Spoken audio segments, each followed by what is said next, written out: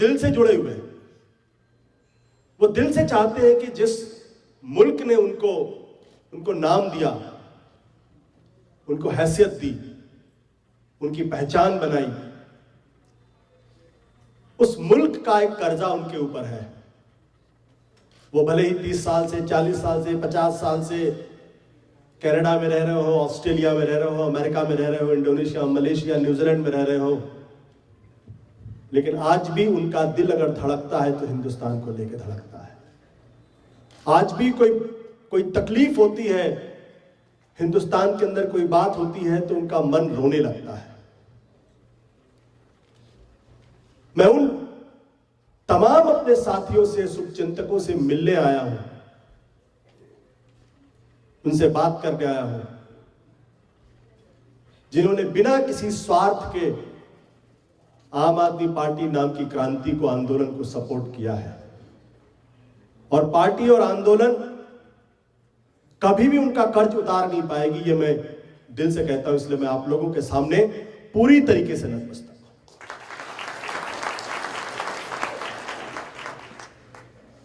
और यही खास बात है आम आदमी पार्टी की। बहुत सारे ऐसे लोग, जब तक मैंने पार्टी नहीं ज्वाइन की थी तब तक मुझे इस बात का अंदाजा नहीं था। सैकड़ों ऐसे लड़के हैं, सैकड़ों, जो बहुत अच्छी नौकरियां किया करते थे। हमारे एक मित्र हैं जो आजकल दिल्ली के कन्वीनर हैं, दिलीप पांडे जी। एक दिन जब मैं दिल्ली का कन्वीनर था तो मेरे सेक्रेटरी थे वो, 32-33 साल के नौजवान। ऐसे एक दिन खाली दफ्तर में बैठे हुए तुमसे बात कर रहा था। उन्होंने कहा मैं आपको एक बड़ी दिलचस्प बात बताता हूं। कहने लगे आज का दिन 7 अगस्त का दिन है। मैंने कहा इसमें क्या खास बात है? और ये कहते कहते उनके चेहरे पर एक शरारत, एक मुस्कान, एक नॉस्टैल्जिया उनके चेहरे पर सामने आया और फिर हंसने लगे। वो बोले पिछले साल 7 अगस्त को, क्योंकि उन्होंने कहा कि मैं पिछले साल 7 अगस्त को मुझे याद पड़ता है, पार्टी चुनाव लड़ रही थी और मैं पार्टी में बिल्कुल नया आया था। मेरा कोई बहुत ज्यादा अनुभव नहीं था पार्टी में, मुझे ज्यादा लोग जानते भी नहीं थे। तो उन्होंने कहा कि हम लोग कहीं जा रहे थे, साथी लोग थे, गाड़ी थी, उसमें जगह कम थी। तो दिलीप पांडे जी ने बताया कि उनको कहा गया कि आप डिक्की में बैठ जाइए पीछे। वो दोनों पैर लटका के कार की डिक्की में बैठ गए। उनके साथ एक और साथी था, वो भी बैठ गए।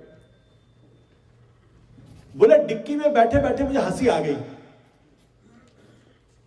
बोला मुझे याद पड़ा उसी 7 अगस्त को 1 साल पहले, बोला मैं हांगकांग में था, 7 स्टार होटल में मेरा स्वीट बुक था और नीचे लिमोजीन मेरा इंतजार कर रही थी। बोला आम आदमी पार्टी ने मुझे उस लिमोजीन से उतार के मारुति के फटफटैया के डिक्की में लाके बिठा दिया। हमारे दिलीप भाई हांगकांग में डोमेन कंसल्टेंट थे।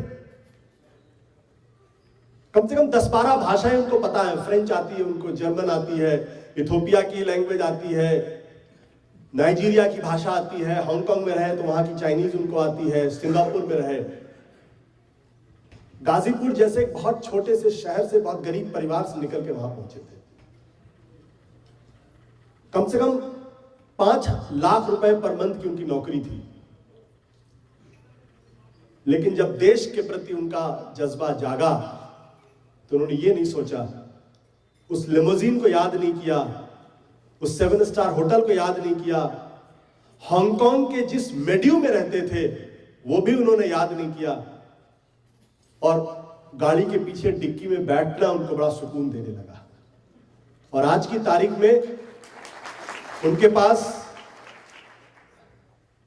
महीने में इनके 2 छोटे छोटे बच्चे हैं, उनकी पढ़ाई कैसे होगी, घर का खाना कैसे चलेगा, मित्रों की मदद से सब चल रहा है। कुछ मित्र उनके घर का किराया देते हैं, कुछ मित्र उनके लिए उनके बच्चों की पढ़ाई का पैसा देते हैं, तब चलता है। यह है आम आदमी पार्टी। और यही फर्क हमको दूसरी पार्टियों से अलग कर देती है। ऐसा क्यों होता है?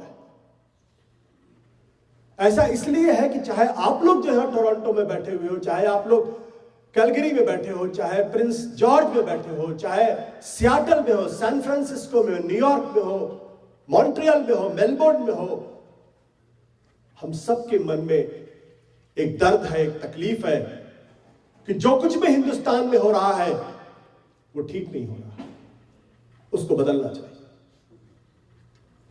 सिर्फ इसलिए। और यही कारण है कि अच्छी खासी नौकरी करता हुआ मुझे भी पागलपन सवार हुआ, मैंने भी नौकरी छोड़ दी और आपके बीच में आज मैं और अपने पत्नी की तनख्वाह पे जिंदगी काट रहा हूं, 2 साल से बेरोजगार।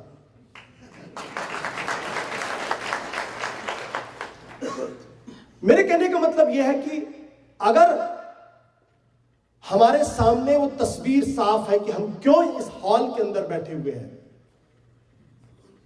अगर हमें इस बात का एहसास है कि हम कौन सी लड़ाई लड़ने के लिए यहां आए हुए हैं, अगर हमें यह पता है कि आजादी की जो लड़ाई थी वो लड़ाई अधूरी रह गई थी और उस लड़ाई को हमें पूरा करना है, और जब भी आप आजादी की लड़ाई लड़ते हो आपको कुर्बानियां देनी होती हैं, उस कुर्बानी को देने के लिए हम लोग यहां इकट्ठा हुए हैं। हम बीजेपी, कांग्रेस, अकाली दल जैसी पार्टियों वाले लोग नहीं है, जहां लोग सिर्फ अपना जेब भरने के लिए आते हैं, जहां एक दूसरे का गला काटा जाता है, एक दूसरे के पीठ में छुरे घोंपे जाते हैं, लोगों का पैर पकड़ के खींचा जाता है कि अगर ये गिर जाएगा तो इसकी जगह मैं आगे हो जाऊंगा, इसकी जगह मैं मिनिस्टर बन जाऊंगा।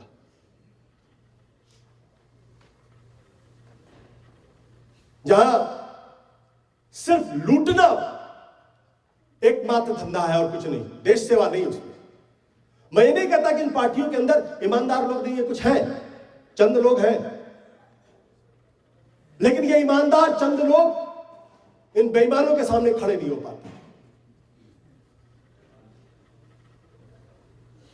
हम लोग इसलिए यहां इकट्ठा हुए हैं कि राजनीतिक पार्टियों को लेकर जो लोगों के मन में तकलीफ है, जो हिंदुस्तान की राजनीति को लेकर जो तकलीफ है, जो नेताओं के प्रति जो नफरत का भाव है, उसको बदलने का काम करना है। और हिंदुस्तान की राजनीति जो अपने रास्ते से भटक गई है उसको दोबारा अपने रास्ते पर लाने का काम है। इसलिए हम लोग यहां इकट्ठा हुए। हम लोग एक पवित्र काम, एक पावन पुनीत काम को करने के लिए यहां इकट्ठा हुए हैं, और इस पावन पुनीत काम को करने के लिए इसमें छोटे छोटे मतभेदों के लिए कोई जगह नहीं है कि ये आगे हो गए, मैं पीछे रह गया, मुझे फोन नहीं आया, उन्होंने मुझे बुलाया नहीं। जब घर में बेटी का ब्याह होता है या घर में कोई हवन यज्ञ होता है तो किसी को बुलाया नहीं जाता, लोग अपने से आते हैं। जो कुछ भी हो सकता है वो कंट्रीब्यूट करते हैं उसमें, और यही हमारी संस्कृति भी है। जब दिल में जज्बा ये है, जब आप यहां मौजूद हो तो मैं मान के चलता हूं कि आप लोगों के मन में उस हिंदुस्तान को बदलने का सपना है जिसको लेके हमारे मन में पीड़ा है, तकलीफ है। जब इतना बड़ा सपना हमारे आंखों के सामने है तो छोटी छोटे मतभेदों के लिए जगह नहीं है इसमें, घर में रखिए। और अगर मतभेद भी है तो मिल बैठ के उसका हम सामना करेंगे। बाहर एक दूसरे के प्रति असम्मान नहीं होना चाहिए। तो हमें कभी नहीं भूलना चाहिए कि हम कौन सी राजनीतिक संस्कृति के वाहक हैं और हम किस राजनीतिक संस्कृति में आए हैं। हमारे भाई संजय सिंह जी बैठे हुए हैं, 2013 का विधानसभा का चुनाव हुआ, चाहते तो चुनाव लड़ते, मंत्री बनते, नहीं लड़ा चुनाव। लोकसभा का चुनाव हुआ, लड़ते तो मंत्री बनते। 2015 का विधानसभा का चुनाव हुआ, लड़ते तो मंत्री बनते, लेकिन नहीं। आप लोग सोच रहे होंगे कि इनके पिताजी बड़े अरबपति होंगे, बड़े करोड़पति होंगे, अरबों खरबों की संपत्ति होगी, इनको क्या जरूरत है। हकीकत यह है कि इनके जेब में 2 रुपए नहीं होते। यह मैं सच्चाई कह रहा हूं आपको। इनके 2 बच्चे हैं, उनकी पढ़ाई लिखाई का ध्यान रखना होता। घर परिवार इनका सुल्तानपुर में, लेकिन दिल्ली में रहते हो। दिल्ली में भी महीने में 5 दिन रहते हैं, बाकी दिन कभी आप इनको पाएंगे मध्य प्रदेश घूम रहे हैं, कभी पंजाब घूम रहे हैं, कभी यहां कभी वहां। सिर्फ एक पागलपन है, एक जुनून है कि इस हिंदुस्तान की राजनीति को बदलना है हमें।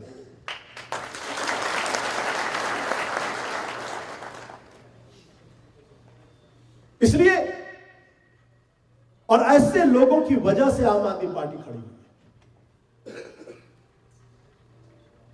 उनके लिए नहीं खड़ी हुई जो आज मंत्री बन गए।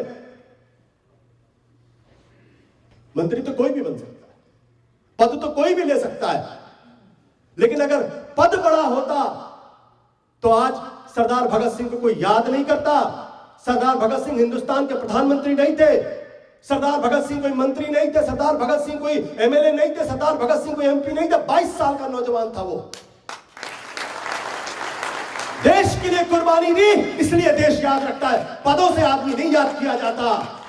अगर मेरे अंदर हैसियत होगी, अगर मेरे अंदर जज्बा होगा बलिदान देने का, कुर्बानी करने का, तो मुझे पद मिले न मिले, हिंदुस्तान मुझे याद रखे। और यही बात है अरविंद केजरीवाल, हमारे नेता। आईआईटी खड़गपुर से पास किया इन्होंने। बहुत कठिन तपस्या होती तब कोई आदमी आईआईटी पास करता, मामूली आदमी नहीं पास कर। मैं तो नहीं पास कर सकता था। उसके बाद आईआरएस की परीक्षा पास की, कमिश्नर थे वहां पे। और अगर आज वो नौकरी में होते तो अरबों रुपए कमा रहे होते। बड़ा सा दफ्तर होता इनका, लोग सलूट ठोकते। बड़े बड़े करोड़पति अरबपति लोग इनके आगे दाएं बाएं घूमते रहते। लेकिन क्या किया इन्होंने? नौकरी छोड़ दी और दिल्ली की झुग्गी झोपड़ियों की गलियों में गरीब लोगों के बीच में काम करना शुरू किया। हिंदुस्तान के अंदर भ्रष्टाचार के खिलाफ लड़ाई उन्होंने शुरू की। एक दिन बताने लगे कि मेरे परिवार के वो तमाम रिश्तेदार कभी कभी मेरी पत्नी से कहते थे, उनके परिवार वालों से कहते थे, गलत जगह लड़की की शादी। सच्ची बात बता रहा हूं मैं, बिल्कुल गलत नहीं इसमें। बोले गलत जगह लड़की को शादी हो गई, लड़की का जीवन बर्बाद हो गया। बोले मुझसे कोई मेरे रिश्तेदार मिलने नहीं आते थे। बोले पागल है ये आदमी, अपना भी बर्बाद हुआ और अपनी बेटी का भी, अपनी पत्नी का भी जीवन बर्बाद कर रहा है आदमी। और जब इस आदमी ने आंदोलन शुरू किया तो हिंदुस्तान हिल गया। और हिंदुस्तान हिला तो मुख्यमंत्री बने और कहने लगे, मैंने पूछा कि अब क्या हाल है? बोले अब तो ऐसे ऐसे रिश्तेदार पैदा हो गए कि सोचो ही मत। तो अगर पद की गरिमा होती तो ये आदमी नौकरी नहीं छोड़ सकता। तो मुझे लगता है कभी कभी हमें इस बात का एहसास होते रहना चाहिए कि हम एक बहुत बड़े काम के लिए बहुत बड़ी जिम्मेदारी अपने कंधों पे लेके चल रहे हैं, चाहे हिंदुस्तान के अंदर हो चाहे हिंदुस्तान के अंदर ना हो।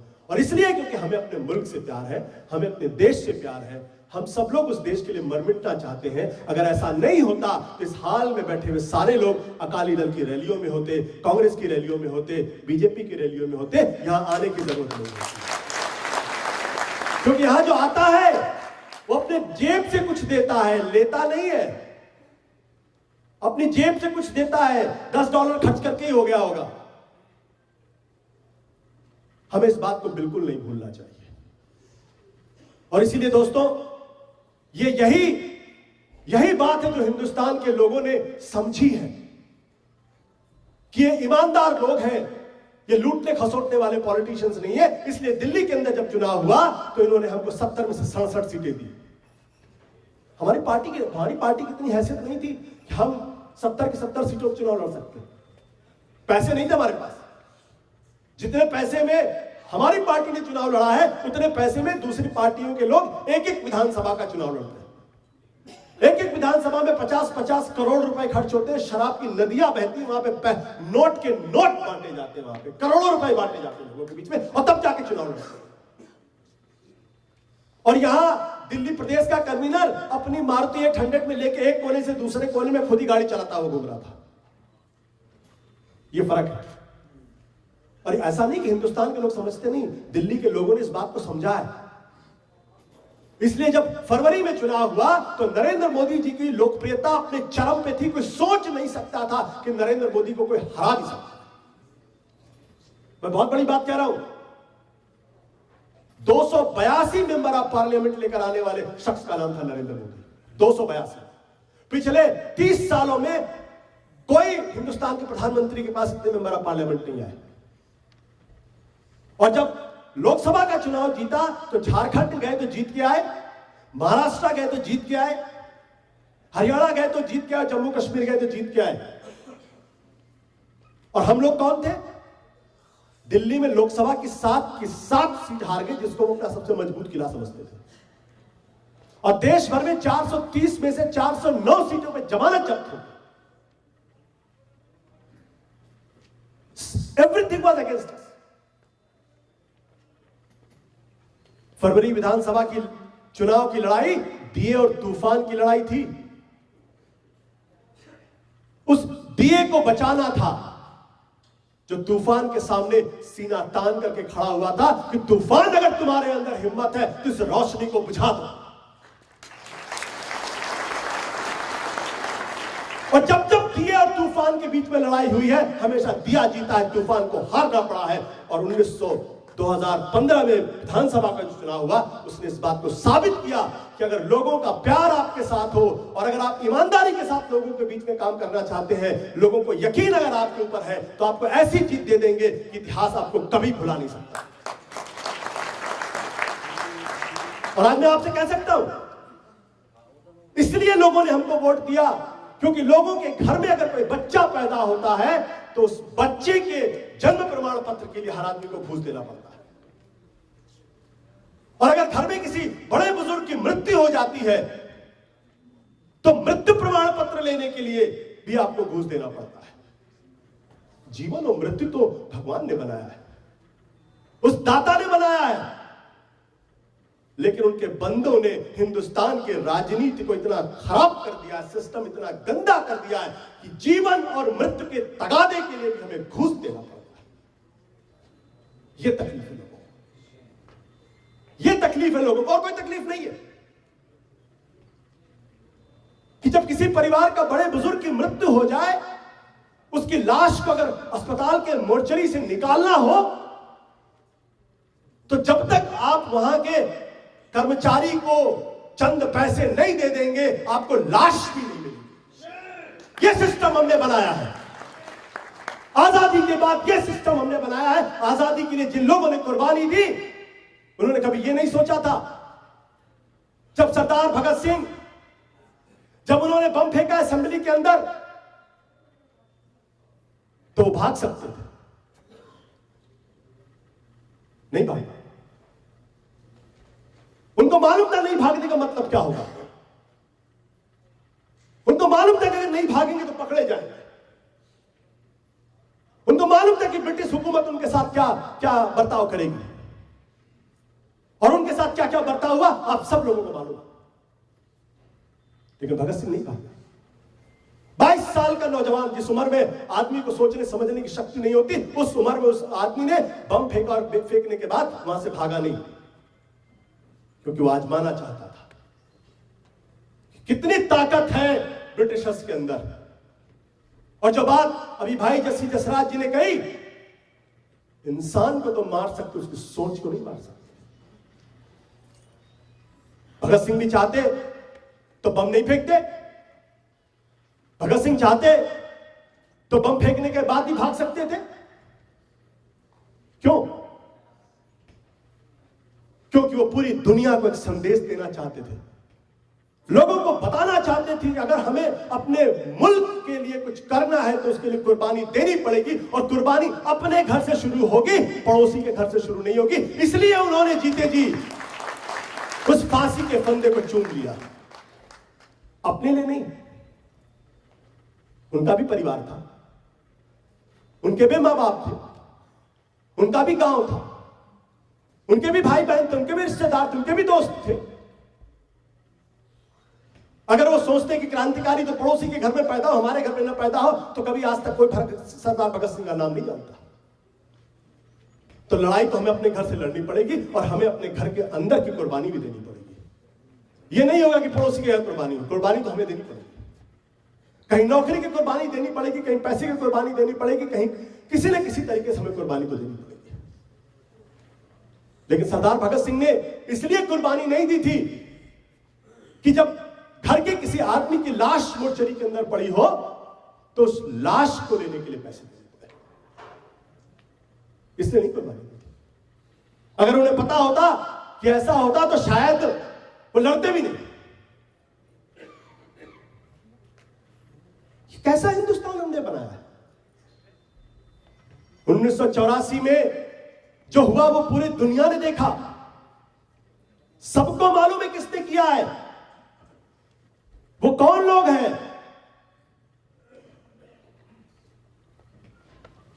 सबको मालूम है।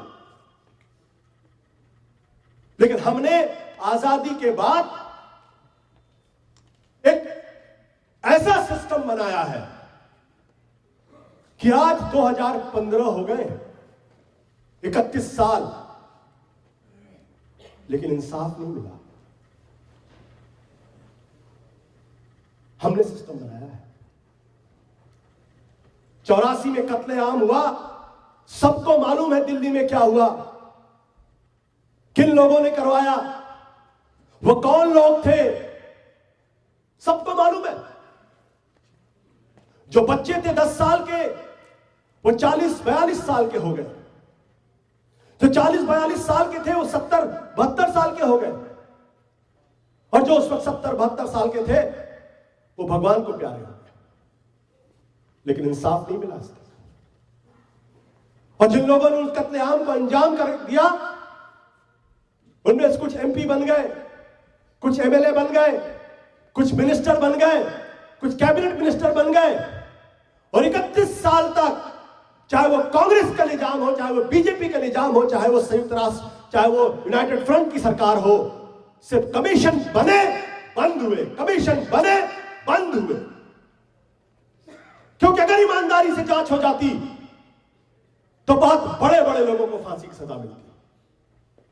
हमने ऐसा सिस्टम बनाया कि 31 साल लग जाए किसी कत्लेआम को और किसी को सजा न मिले, किसी की कोई जिम्मेदारी ना हो। ऐसा सिस्टम हमने बना दिया। क्या ये आपके कनाडा में संभव है? क्या is it possible in Canada? Is it possible in Toronto?